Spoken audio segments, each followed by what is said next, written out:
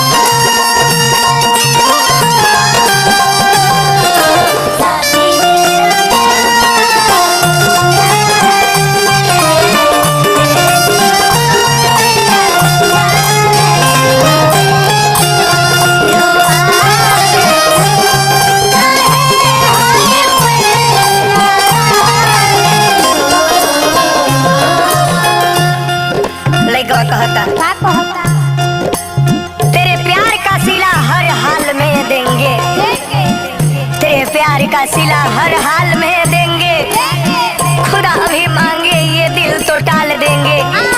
अगर दिल ने कहा तुम बेवफा हो तो इस दिल को भी सीने से निकाल देंगे, सीने से निकाल देंगे। तू ही तो दिल में बसल बड़ो धड़कन बन के,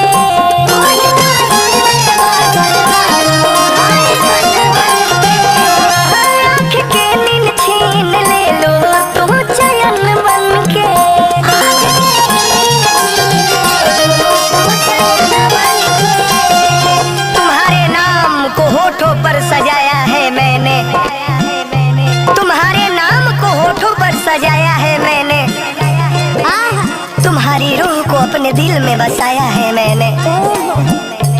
दुनिया आपको ढूंढते ढूंढते हो जाएगी पागल, दुनिया आपको ढूंढते ढूंढते हो जाएगी पागल, दिल के ऐसे कोने में छुपाया है मैंने। लड़का कहता पूरा दुनिया के लोग हमें पागल